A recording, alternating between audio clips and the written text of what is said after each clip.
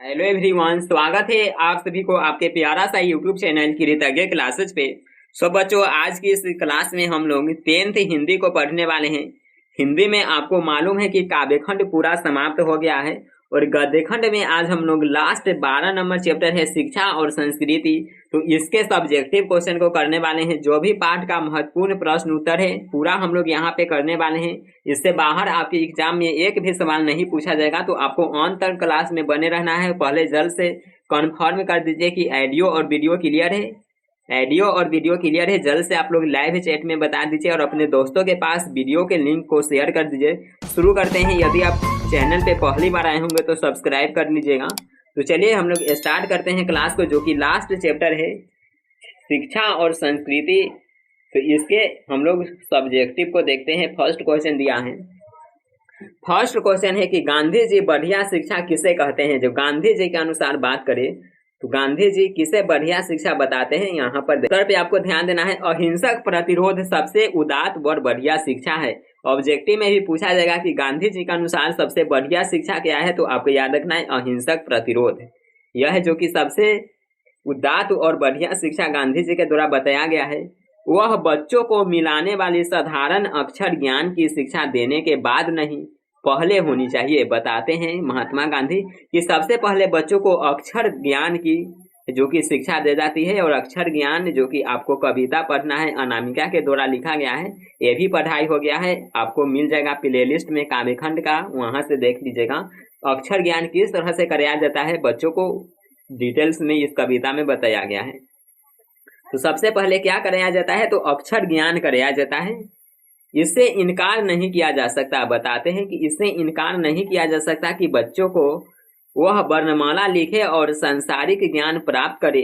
उसके पहले यह जानना चाहिए कि आत्मा क्या है, सत्य क्या है, प्रेम क्या है और आत्मा में क्या क्या शक्तियां छुपी हुई है। महात्मा गांधी बताते हैं कि सबसे पहले बच्चों को क्या कराया जाता है, तो अक्षर ज्ञान कराया जाता है। क ख ग घ ये पढ़ाया जाता है अक्षर ज्ञान।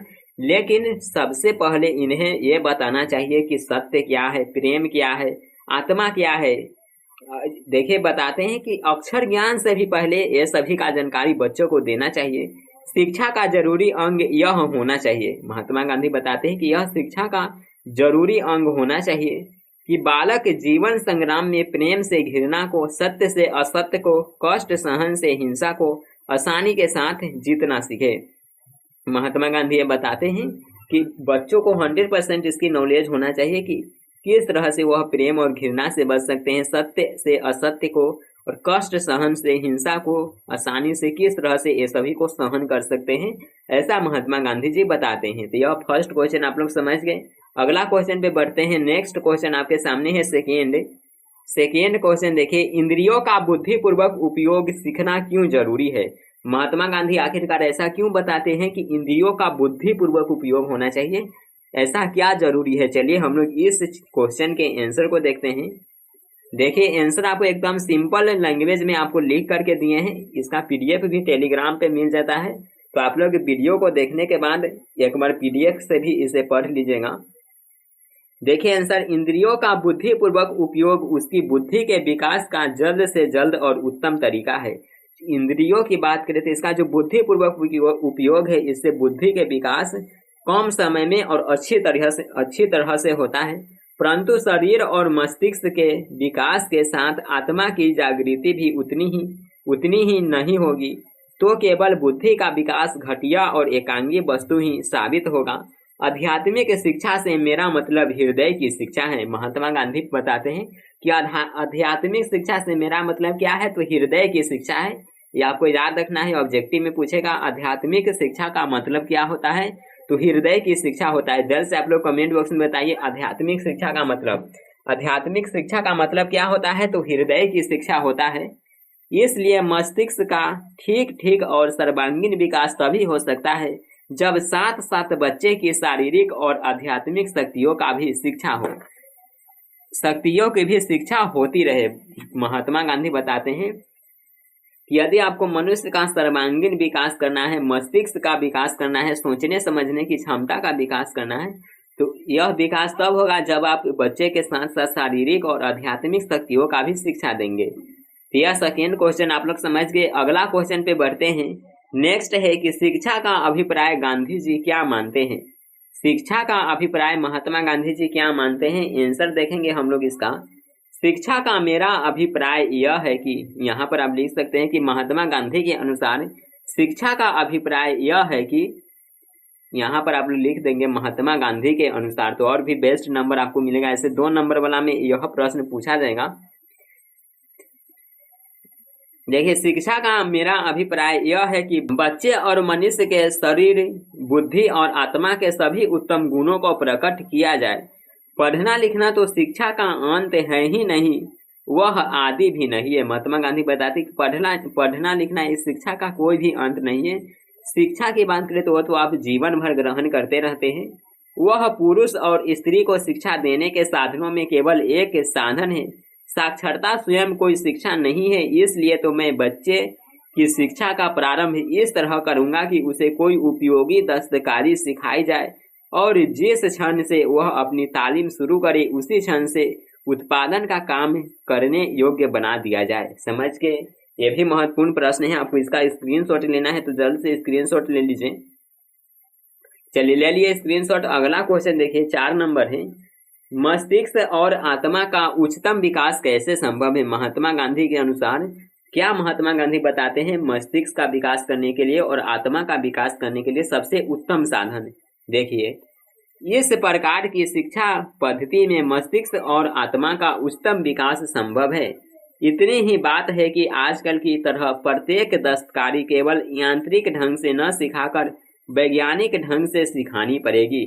बताते हैं, यदि आपको आत्मा और बुद्धि का सही से विकास करना है तो इसे आपको यांत्रिक ढंग से न समझ करके वैज्ञानिक ढंग से समझना है, अर्थात बच्चे की प्रत्येक प्रक्रिया का कारण जानना चाहिए। मैं चाहता हूं कि सारी शिक्षा किसी दस्तकारी या उद्योगों के द्वारा दी जाए। आपको यह ध्यान में रखना चाहिए कि प्रारंभिक शिक्षा में सफाई, तंदुरुस्ती, भोजन शास्त्र, अपना काम आप करने और घर पर माता पिता को मदद देने वगैरह के मूल सिद्धांत शामिल हो। ये बहुत ही महत्वपूर्ण है। देखिए, कोई भी बच्चा हो उसे सबसे पहले सफाई, फुर्ती, तंदुरुस्ती ये सभी का तो होना ही चाहिए।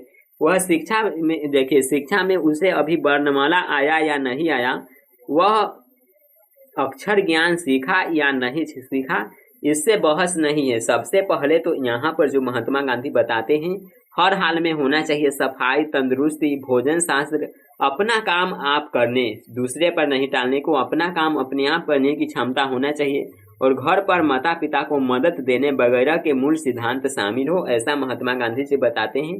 मौजूदा पीढ़ी के लड़कों को स्वच्छता और स्वावलंबन का कोई ज्ञान नहीं होता और वे शरीर से कमजोर होते हैं। इसलिए मैं संगीतमय कवायद के जरिए उनको अनिवार्य शारीरिक तालीम दिलवाऊंगा, ऐसा महात्मा गांधी जी बताते हैं। समझ गए आप लोग। चौथा क्वेश्चन में कोई भी डाउट नहीं है तो जल्द से आप लोग फायर वाले इमोजी को सेंड कीजिए कि फायर वाले इमोजी को सेंड कीजिए। कृतज्ञ आर्मी, जितने भी हमारे साथ जुड़े हैं कृतज्ञ आर्मी, सभी फायर वाली इमोजी को सेंड कर देंगे। और नेक्स्ट क्वेश्चन है पंचमा क्वेश्चन देखिए क्या कहता है। गांधी जी कताई और धुनाई जैसे ग्रामोद्योग द्वारा सामाजिक क्रांति कैसे संभव मानते थे। देखिए, गांधी जी मानते थे कताई और धुनाई द्वारा ग्रामोद्योग द्वारा समाज में एक क्रांति आएगा। कैसे होगा, कैसे यह संभव था। देखिए, कताई और धुनाई जैसे ग्रामोद्योग के संबंध में गांधी जी की कल्पना थी कि यह एक ऐसी शांत सामाजिक क्रांति के अग्रदूत बने जिसमें अत्यंत दूरगामी परिणाम भरे हुए हैं। इससे नगर और ग्राम के संबंधों का एक स्वास्थ्यप्रद और नैतिक आधार प्राप्त होगा और समाज की मौजूदा आरक्षित अव्यवस्था और वर्गों के परस्पर विषाक्त संबंधों की कुछ बड़ी से बड़ी बुराइयों को दूर करने में बहुत सहायता मिलेगी। इससे ग्रामीण जन जीवन विकसित होगा और गरीब अमीर का अप्राकृतिक भेद नहीं होगा। महात्मा गांधी इसलिए बताते हैं कि जो गाँवों के लोग हैं वह अपने हाथ से काम करेंगे, गांव में काम करेंगे, तो इससे है जो कि बहुत सारा गांव के विकास में तो सुविधा मिलेगा ही और साथ ही साथ गरीबी अमीरी ये सभी का जो अप्राकृतिक भेदभाव है ये सभी मिटेगा। अगला क्वेश्चन पे हम लोग बढ़ते हैं। छठा क्वेश्चन देखिए, शिक्षा का ध्येय गांधी जी क्या मानते थे और क्यों। ये महत्वपूर्ण सवाल है, आपको हर हाल में इसको याद करके रखना है। शिक्षा का ध्येय आखिरकार महात्मा गांधी क्या मानते थे? देखिए, शिक्षा का ध्येय गांधी जी चरित्र निर्माण करना मानते थे। सबसे पहले चरित्र निर्माण, जो आपका चरित्र है, आपका रहन सहन है, यह अच्छा होना चाहिए, इसी का सबसे पहले निर्माण होना चाहिए। किसके साथ कैसे बात करना, यही सभी है जो कि बताए थे महात्मा गांधी की। जो सबसे पहले होना चाहिए वह चरित्र निर्माण होना चाहिए। उनके विचार से शिक्षा के माध्यम से मनुष्य में साहस, बल, सदाचार जैसे गुणों का विकास होना चाहिए, क्योंकि चरित्र निर्माण होने से सामाजिक उत्थान स्वयं होगा। बताते हैं कि यदि आपका चरित्र का निर्माण होता है तो समाज का इसे जो कि और प्रगति होगा, सामाजिक उत्थान होगा। साहसी और सदाचारी व्यक्ति के हाथों में समाज के संगठन का काम आसानी से सौंपा जा सकता है। तो ये क्वेश्चन आप लोग समझ गए। ज्यादातर यहाँ पे क्वेश्चन जो कि एकदम सिंपल है और एकदम आसान लैंग्वेज में आपको बता रहे हैं। अगला क्वेश्चन देखिए, अगला क्वेश्चन यहाँ पे है, टाइपिंग में मिस्टेक है, यहाँ पे थोड़ी देख लेंगे। गांधी जी देसी भाषाओं में बड़े पैमाने पर अनुवाद कार्य बमो आवश्यक मानते थे। इसका उत्तर देखिए, क्यों ऐसा मानते थे? गांधी जी का मानना क्या था, देखेंगे आप लोग। गांधी जी का मानना था कि देसी भाषाओं में अनुवाद के माध्यम से किसी भी भाषा के विचारों को, ज्ञान को आसानी से ग्रहण किया जा सकता है। अंग्रेजी या संचार के अन्य भाषाओं से जो ज्ञान भंडार पड़ा है उसे अपनी ही मातृभाषा के द्वारा प्राप्त करना सरल है। देखिए क्या बताते थे गांधी जी के, आप लोग क्या पढ़ते हैं इंग्लिश में जो नॉलेज पड़ा है, इंग्लिश में आपको समझ में तो नहीं आ रहा है, तो क्या करना है? हिंदी में भी बहुत सारे स्टूडेंट, तो आपको अपने देसी भाषा में पढ़ना है, जो आपका लोकल लैंग्वेज है, जो आपका लोकल लैंग्वेज चल रहा है, जैसे कि भोजपुरी चल रहा है, मैथिली चल रहा है, भोजपुरी, मैथिली, तो ये सभी भाषा में आपको पढ़ना है, जो कि आप अच्छी तरह से समझ पाएंगे, ऐसा गांधी जी बताते थे। अंग्रेजी या संचार के अन्य भाषाओं में जो ज्ञान भंडार पड़ा है उसे अपनी ही मातृभाषा के द्वारा प्राप्त करना सरल है। सभी भाषाओं से ग्राह्य ज्ञान के लिए अनुवाद की कला परम आवश्यक है, अतः इसकी आवश्यकता बड़े पैमाने पर है। ऐसा बताते हैं कि जो किसका, गांधी जी देसी भाषा, तो देसी भाषाओं का जो है यह बड़े पैमाने पर उपयोग है। आगे देखिए, अगला क्वेश्चन बच्चों आपके सामने है 8 नंबर क्वेश्चन। दूसरी संस्कृति से पहले अपनी संस्कृति की महरी, यहाँ पे देखिए गहरी सभा को जरूरी है। यहाँ पे देख लेंगे आप लोग क्वेश्चन में क्या दिया था, टाइपिंग में मिस्टेक हो गया है। दूसरी संस्कृति की समझ और कद्र स्वयं अपनी संस्कृति की कद्र होने और उसे हजम कर लेने के बाद होनी चाहिए। बताते हैं गांधी जी, यदि आप दूसरे अलग का सभ्यता संस्कृति का सम्मान करते हैं, इससे पहले क्या होना चाहिए? तो सबसे पहले जो आपका संस्कृति है उस पे आपको सम्मान होना चाहिए, उसका सम्मान करना चाहिए। पहले हरगिज नहीं कोई संस्कृति, बताते कि दूसरे के संस्कृति को पहले हरगिज नहीं, पहले अपना संस्कृति को पहलू दीजिए। कोई संस्कृति इतने रत्न भंडार से भरी हुई नहीं है जितनी हमारी अपनी संस्कृति है। गांधी जी बताते कोई भी संस्कृति को देखिए, सबसे पहले आपको अपनी संस्कृति को देखना है। अपनी संस्कृति से ज्यादा कोई भी संस्कृति ऐसा नहीं है जो कि रत्न स्वर्ण से भरा हुआ है। आगे है हमारी अपनी संस्कृति है। सर्वप्रथम हमें अपनी संस्कृति को जानकर उसमें निहित बातों को अपनाना होगा, इससे चरित्र निर्माण होगा जो संसार के अन्य संस्कृति से कुछ सीखने की क्षमता प्रदान करेगा। अपनी संस्कृति संसार से कुछ ग्रहण करने का मूलाधार है, अतः इससे पहले और अन्य संस्कृतियों के बाद में जुड़ना चाहिए। 8 नंबर क्वेश्चन आप लोग समझिए। अगला क्वेश्चन देखते हैं 9 नंबर। 9वां क्वेश्चन दिया है, अपनी संस्कृति और मातृभाषा की बुनियाद पर दूसरी संस्कृतियों और भाषाओं से संपर्क क्यों बनाया जाना चाहिए? गांधी जी सब स्पष्ट कीजिए, गांधी जी के अनुसार स्पष्ट कीजिए। यहाँ पे कर लेंगे, टाइपिंग में यार बहुत मिस्टेक हो गया है। आंसर देखिए इसका, गांधी जी के विचारानुसार, यानी कि गांधी जी के विचार के अनुसार हमें अपनी संस्कृति और मातृभाषा का महत्व अवश्य देना चाहिए। ये तो आपको 100% पहले अपनी संस्कृति मातृभाषा क्या है इसका महत्व देना चाहिए। अपनी मातृभाषा का माध्यम बनाकर हम अत्यधिक विकास कर सकते हैं। अपनी संस्कृति के माध्यम से जीवन में तेज गति से उत्थान किया जा सकता है, लेकिन हम कूपमंडूक नहीं बने। दूसरे संस्कृति की अच्छी बातों को अपनाने में परहेज नहीं किया जाए। इसके लिए ध्यान रखने की बात है कि अपनी संस्कृति एवं भाषा के महत्व को कम नहीं आंके, साथ ही इसे आधार बनाकर अन्य भाषा एवं संस्कृति को अपने जीवन में युक्त करें। देखिए, बताते हैं कि सबसे पहले आपको अपनी संस्कृति को और अपनी मातृभाषा को आप अच्छी तरह से समझ लेते हैं, उसका ग्रहण करते हैं, तो इससे आपके दूसरे को भी संस्कृति को जानने में, उसकी भाषा को समझने में जो कि सहूलियत होगी। तो आपको सबसे पहले अपनी मातृभाषा का माध्यम बना करके और अत्यधिक विकास कर सकते हैं। क्वेश्चन हम लोग देखते हैं नेक्स्ट। और जो स्टूडेंट्स अभी तक वीडियो को लाइक और शेयर नहीं किए हैं, जल्द से आप लोग लाइक और शेयर कर दीजिए, और चैनल पे नए आए होंगे तो सब्सक्राइब कर लेंगे। अगला क्वेश्चन यहाँ पे 10 नंबर है, गांधी जी किस तरह के सामंजस्य को भारत के लिए बेहतर मानते हैं और क्यों? देखिए उत्तर देखिए इसका, गांधी जी भिन्न भिन्न संस्कृतियों के सामंजस्य को भारत के लिए बेहतर मानते हैं, क्योंकि भिन्न भिन्न संस्कृतियों और सामंजस्य भारतीय जीवन को प्रभावित किया है और स्वयं भी भारतीय जीवन से प्रभावित हुई है।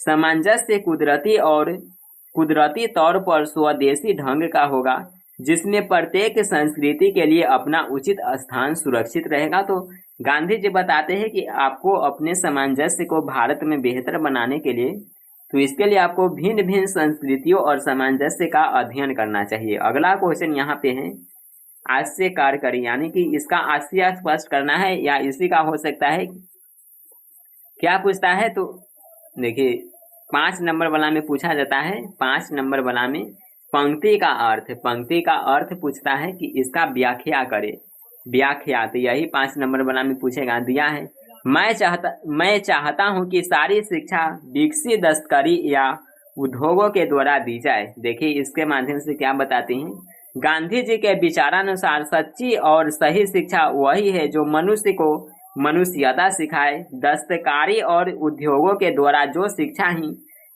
ही जाएगी, यहाँ पे दी जाएगी होगा, जो शिक्षा दी जाएगी उससे गांवों की बेरोजगारी दूर होगी। व्यवहारिक जीवन में आत्मीयता, प्रेम, करुणा, दया, धर्म, अहिंसा, सत्य और कर्म के प्रति लोगों का रुडार कहेगा। ऐसा बताते हैं, एक दूसरे के प्रति लगाव पैदा होगा, मन और मस्तिष्क का उचित विकास होगा। गांव शिल्प कला, कुटीर उद्योगों का विकास होगा। शारीरिक, मानसिक और आर्थिक विकास में इससे सहयोग मिलेगा। शरीर, बुद्धि और आत्मा के सभी उत्तम गुणों का विकास अलग अलग रूपों में होगा। आजकल की शिक्षा मात्र यांत्रिक नहीं होगी बल्कि वैज्ञानिक होगी। महात्मा गांधी बताती है कि शिक्षा दिया जाए यह सिर्फ यांत्रिक नहीं दिया जाए, वैज्ञानिक शिक्षा भी दिया जाए। ऐसी शिक्षा द्वारा ही मस्तिष्क और आत्मा का उत्तम विकास संभव हो जाएगा। दस्तकारी और उद्योगों के माध्यम से प्राप्त शिक्षा द्वारा स्वावलंबन के प्रति लोगों की भावना जागेगी। सभी तत्पर होकर कार्य करेंगे, अपनी संस्कृति के प्रति रुचि दिखाएंगे। उत्पादन, विनिमय, वितरण में सुगमता होगी। आगे बात करें तो गांवों का विकास, उनका विकास और आर्थिक स्वावलंबन होगा। इसका व्याख्या करना है तो आपको इस तरह से व्याख्या में पूरी तरह जो भी वहां पे बताने की कोशिश किया गया है आपको अच्छी तरह से उसे यहाँ पे बताना है। हस्तकला, शिल्प कला की महत्ता और उपयोगिता से लोग अवगत होंगे। ग्राम आधारित उद्योग धंधों का विकास और जनता के बीच खुशहाली बढ़ेगी। पंक्ति का व्याख्या करना था कि मैं चाहता हूं कि सारी शिक्षा विकसित दस्तकारी या उद्योगों के द्वारा दी जाए, इसी के बारे में यहाँ पे बताना है। अगला यहाँ पे है कि इमारत में आर्य सम्मति की कोई चिंदद नहीं है। देखिए इसका मतलब क्या होगा, इसका व्याख्या। गांधी जी का विचार है कि इस समय जो संस्कृति का विकास रूप हम देखे, ऐसे ही इम्पोर्टेंट नहीं है फिर भी आपको करा देते हैं, हम देख रहे हैं वह शुद्ध आर्य संस्कृति नहीं है। गांधी जी बताते हैं जो संस्कृति अभी हम लोग देख रहे हैं यह शुद्ध आर्य संस्कृति नहीं है, यह अनेक जातियों एवं धर्मों के सम्मिश्रण के समन्वय का स्वरूप है। आर्य कहाँ से आए, कैसे आए या वे मूल निवासी भारत के थे, इस विवाद में गांधी जी पड़ना नहीं चाहते। बताते हैं कि आर्य की बात करें यह कहाँ से आया, क्या यह भारत का ही निवासी था, ये सभी मामले में नहीं पढ़ना है। उनका कहना है कि मेरे पूर्वज एक दूसरे के साथ बड़ी आज़ादी के साथ मिल गए और वर्तमान में जो पीढ़ी है उसी मिश्रण या मिलावट की उपज है। शक, हुन, कुषाण, आर्य, अनार्य, श्वेत, श्याम सबका सम्मिश्रण रूप भारत है और यहाँ के निवासी उसी की उपज है।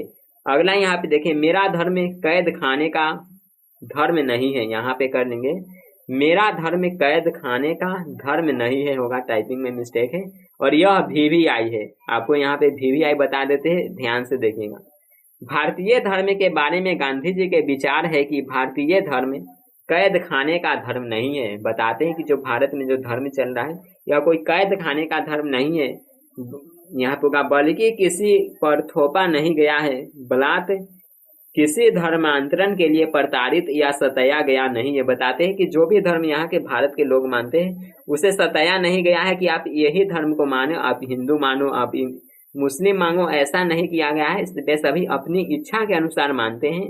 अपनत्व और आत्मीयता का धर्म है। यह तो विश्व बंधुत्व और वसुधैव कुटुंबकम का विराट स्वरूप है। इस प्रकार गांधी जी ने भारतीय धर्म की विराटता, खुलापन, व्यापक दृष्टिकोण और समन्वयवाद भावना आदि रूपों विशेषताओं की ओर ध्यान खींचा है और इसे व्यापक मानव हितकारी धर्म कहा है।